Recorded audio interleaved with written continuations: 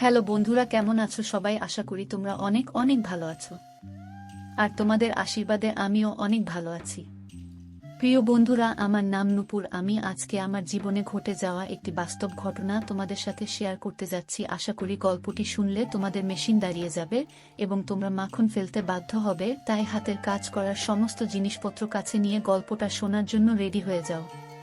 তো আর কথা না বাড়িয়ে চলো আমরা মূল গল্পে চলে যাই।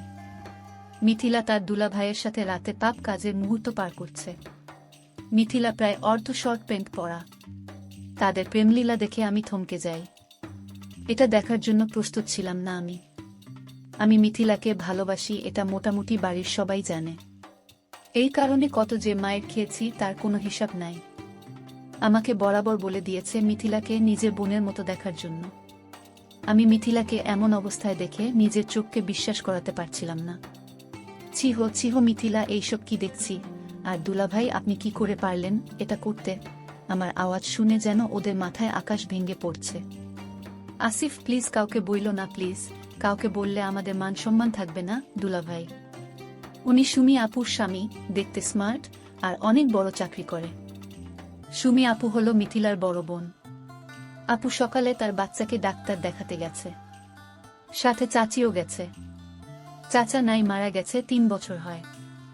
আব্বুই দুই পরিবারের প্রধান। আব্বু ও চাচা মিলে একই রকমের 2টা দুতলা বাড়ি করে। সুমি আপুর বিয়ে হয়েছে 2 বছর, একটা 6 মাসের মেয়ে বাচ্চাও আছে। আপুকে আব্বুই বিয়ে দেয়।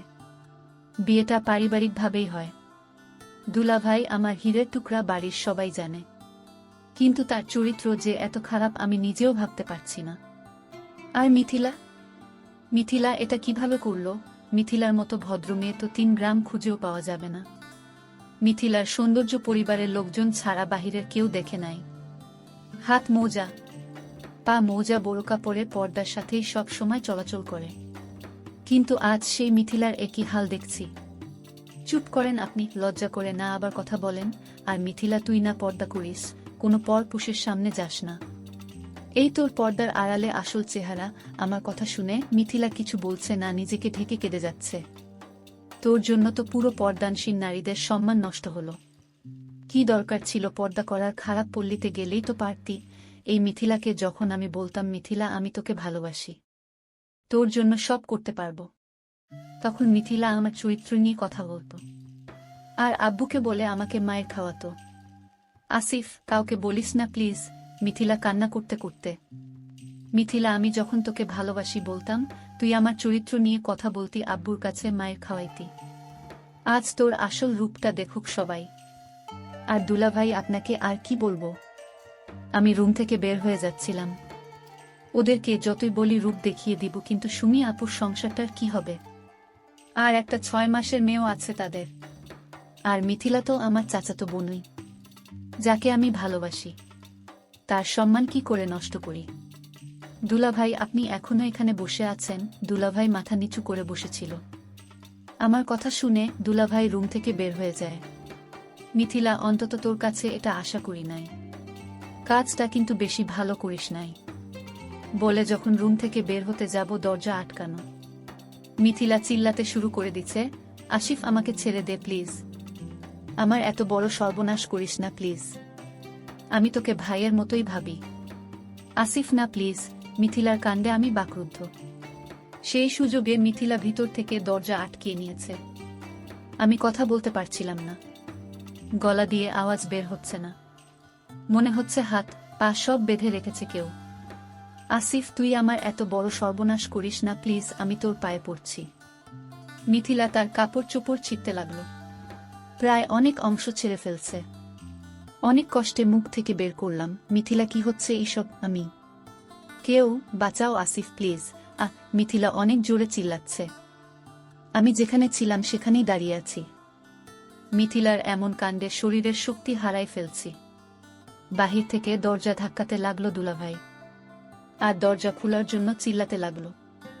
দুলাভাইয়ের চিল্লানি শুনে আব্বু, আম্মু, ভাইয়া, ভাবি সবাই মনে হয় চলে এসেছে। জোরে দরজা ধাক্কাতে ধাক্কাতে দরজা ভেঙে ফেলে সবাই। দরজা খুলতেই মিথিলা আব্বুর পিছনে গিয়ে লুকায়। মিথিলার কাপড় চোপড় ছেঁড়া দেখে আন্দাজ করে ফেলেছে মিথিলার সাথে খারাপ কিছু হতে যাচ্ছিল। মিথিলা নেকা কান্না করছে, মিথিলাকে ভাবি আগলে নেয়।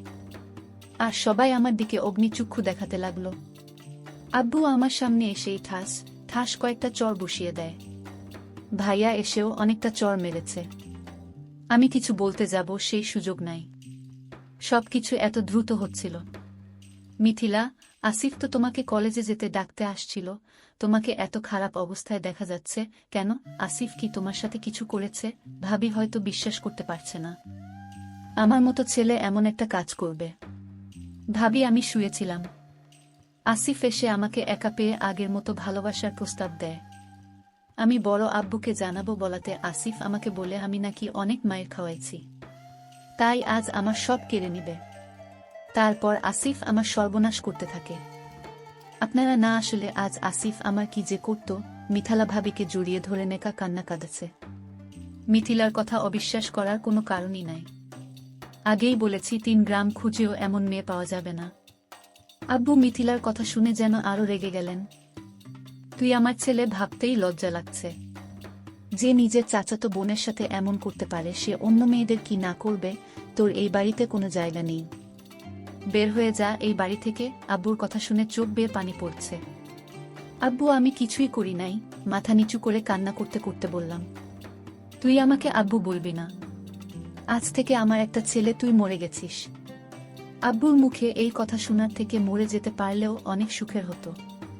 আম্মু আমি কিছু করি নাই। মিথিলা কথা আটকিয়ে দিয়ে, তুই আমাকে আম্মু বলবি না। জানি না কোনো পাপে তোকে পেটে ধরেছিলাম। আম্মু কেঁদে কেঁদে। আম্মুর মুখে কথা শুনে মনে হচ্ছে কলিজা ছিঁড়ে যাচ্ছে। আর কাকে বলবো যেখানে আমার গর্ভধারিণী মা বিশ্বাস করে না, আমাকে কিছু বলতেও দেয় নাই। আমি দুলা ভাইয়ের দিকে তাকালাম, মুখে পৈচাচি খাসি। আর মিথিলা এখনো নেকা কান্না করছে। সুমি আপুও চলে এসেছে, যার আদরে আমার বড় হওয়া। যেই আপুটা আমাকে আপন ভাইয়ের মতো ভালোবাসে, আমাকে এখনো মুখে খাবার তুলে খাইয়ে দেয়। সেই আপু সবকিছু শুনে কান্নায় বুক ভাসাচ্ছে। আজ আমি আপুর চোখেও খারাপ হয়ে গেলাম। মিথিলার রুম থেকে বের হয়ে আমার রুমে গিয়ে কাপড় চোপড় গোছাচ্ছি, কারণ এই বাড়িতে আমার জায়গা নেই। আর আমি কোনো মুখে থাকবো এখানে যেখানে সবাই আমাকে এখন খারাপ বলে জানে। কাপড় গোছানো শেষ, রুম থেকে বের হব এমন সময় ভাবি আমার রুমে আসলো। ভাবিকে দেখে আমি মাথা নিচু করে দাঁড়িয়েছিলাম, কারণ ভাবি আমার মায়ের মতো আদর করে। আমার টাকা পয়সার অভাব ভাবি পূরণ করে। ভাবি সুমি আপুর মতোই আমার একটা বড় আপু। এটা তুমি কি করলা আসিফ?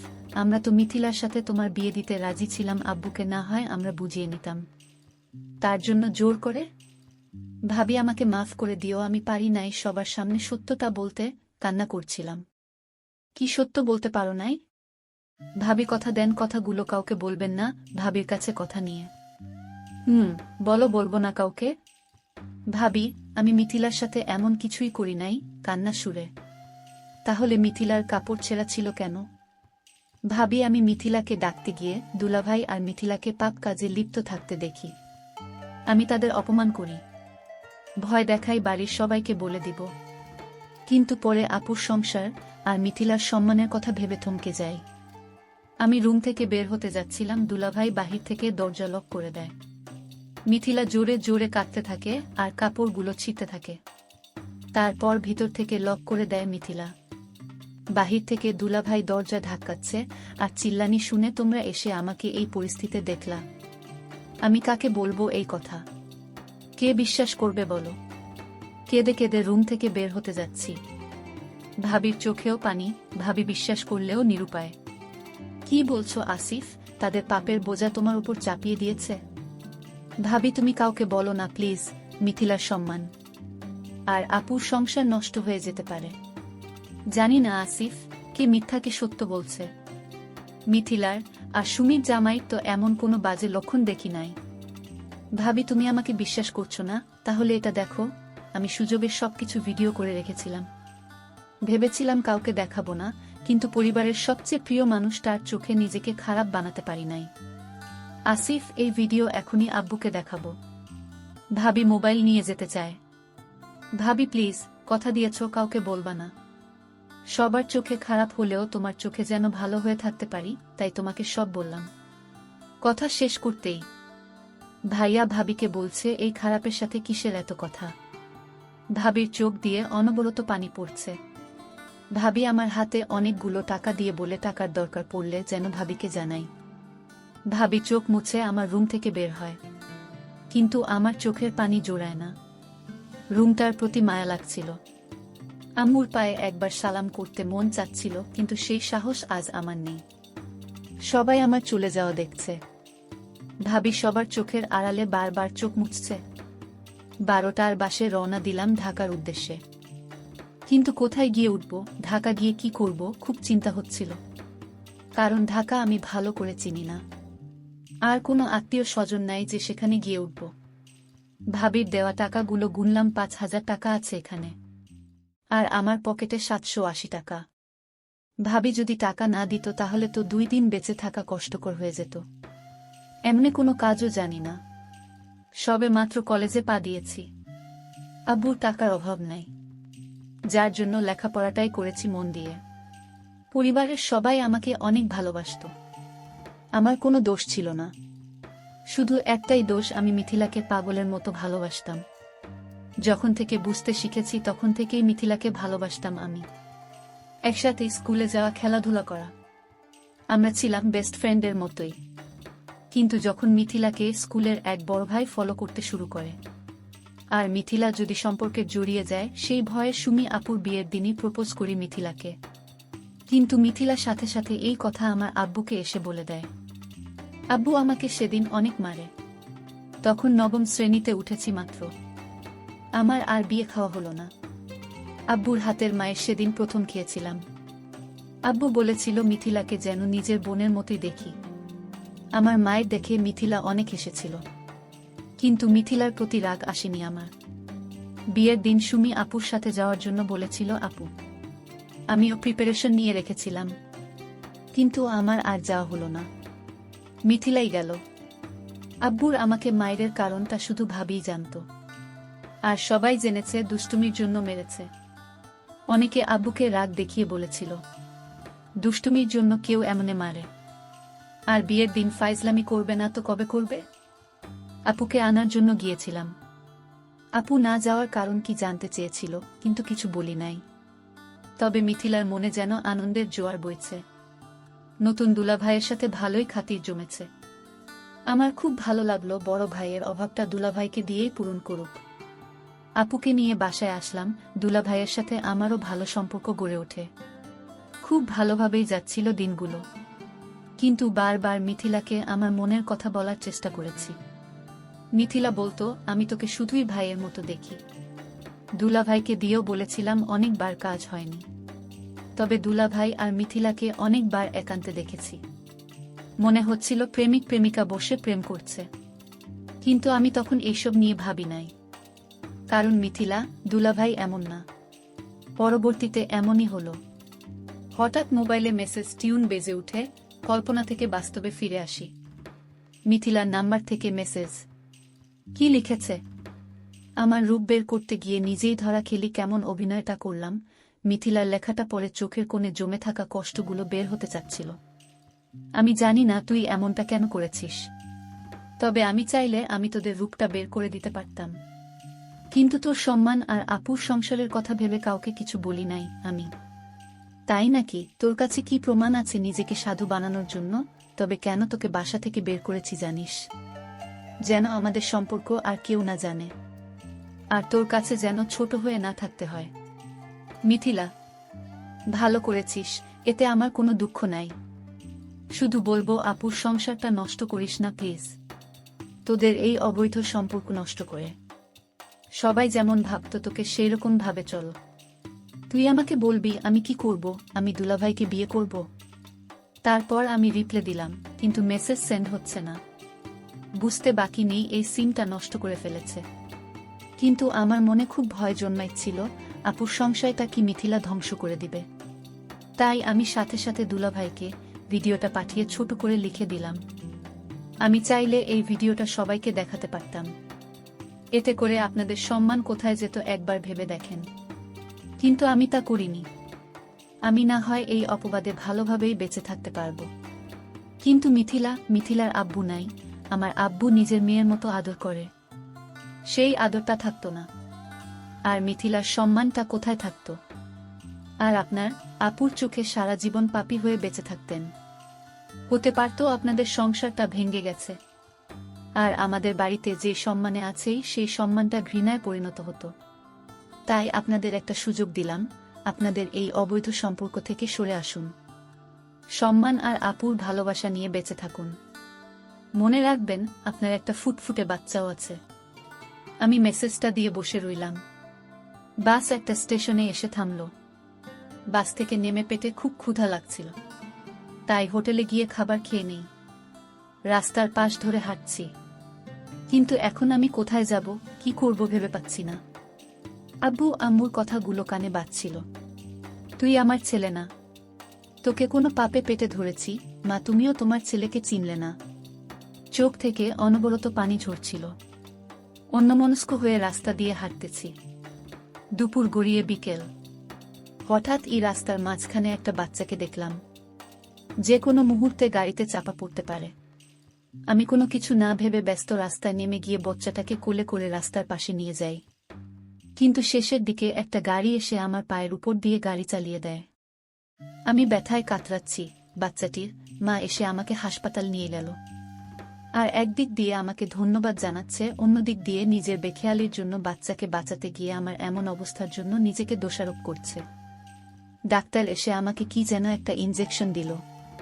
আস্তে আস্তে আমার চোখ বন্ধ হয়ে আসলো। চোখ খুলে দেখি পায়ে ব্যান্ডেজ। বাচ্চা ও বাচ্চার মা সহ আরেকজন আমাদেরই সমবয়সী মেয়ে পাশে দাঁড়িয়ে আছে। ডাক্তার এসে বললেন, পাটা খুব ভালোভাবেই ভেঙেছে, আমি ওষুধ লিখে দিচ্ছি, নিয়মিত খাওয়াবেন। আর রোগীকে 1 মাস রেস্ট নিতে হবে। খেলাধুলা কোনো কাজ করতে পারবে না। 5 দিন পর আবার দেখিয়ে যাবেন। ডাক্তার প্রেসক্রিপশন ধরিয়ে দিলেন। আমার জন্য আজ তোমার এত বড় ক্ষতি হলো। না না আন্টি, নিজেকে দোষারোপ করবেন না। এটা শুধু একটা অ্যাক্সিডেন্ট। আচ্ছা, তোমার বাসা কোথায়? তোমার ফ্যামিলির কারো নাম্বার থাকলে দাও, আমি তোমার মা বাবাকে আসতে বলি। আমার মোবাইলটা খুঁজে পাচ্ছিলাম না। তোমার মোবাইল রাস্তায় পড়ে ভেঙে গেছে, মোবাইলটা আমার হাতে দিয়ে। এটা তো একেবারে গেছে। মোবাইলটা হাতে রেখে পকেট থেকে ভাবির দেওয়া টাকাটা বের করে। আন্টি, হাসপাতালে কত টাকা বিল এসেছে জানি না। আমার কাছে এই কয়েকটা টাকা আছে, গ্রাম থেকে আসার সময় নিয়ে এসেছিলাম। এটা রাখেন প্লিজ, টাকাটা বাড়িয়ে। কি করছো তুমি এইসব? আমার ছেলেকে বাঁচাতে গিয়ে তোমার এই অবস্থা, আর তুমি আমাকে চিকিৎসার খরচ দিচ্ছ। আন্টি টাকাটা পকেটে ঢুকিয়ে দিয়ে। তোমার পরিবারে কেউ নেই, তাদের তো খবর দিতে হবে। আন্টি আছে, আব্বু আম্মু, ভাই ভাবি, চাচি, চাচাতো বোন, কিন্তু এখন আমি ওদের কেউ না। বলতেই চোখ দিয়ে পানি বেরিয়ে আসলো। তাহলে আপনি যাবেন কোথায়? মেয়েটি বলল। জানি না, আজ সকালেই বাসা থেকে বের করে দিয়েছে আমাকে, একটা মিথ্যা পাপের অপরাধে। আমি কান্না করছিলাম। আচ্ছা, তাহলে তুমি আমাদের বাসায় আসো, তোমার এখন রেস্টের দরকার। আন্টি বলল, না আন্টি, এটা কি করে হয়? উপকার করেছি বলে আপনাদের বাসায় গিয়ে উঠব, আপনাদের বাড়তি ঝামেলা হবে। আমি চোখ মুছে বললাম, চুপ করেন, এত ভালো মানুষ সাজার দরকার নাই। আমার ভাইকে বাঁচিয়েছেন, এখন আপনাকে বাঁচানোর দায়িত্ব আমাদের। চলুন। মেয়েটি, চলো উঠো। আন্টি আমার এক হাত ধরে তুললেন। আন্টি, আমার ব্যাগটা কই? আমার কাপড়ের ব্যাগ। আমরা তো তোমার ব্যাগ দেখি নাই, মনে হয় কেউ নিয়ে গেছে। আন্টি এক হাতে আর মেয়েটি আমার আরেক হাতে ধরে হাঁটার জন্য বলল, কিন্তু আমি পা ফেলতে পারছি না, খুব কষ্ট হচ্ছে। প্রথম পা ফেলেই চিৎকার দিয়ে উঠলাম। আস্তে আস্তে পা ফেলো। কেমন হচ্ছে গল্পটা? কন্টিনিউ কি করব? আপনারা যা বলবেন তাই হবে।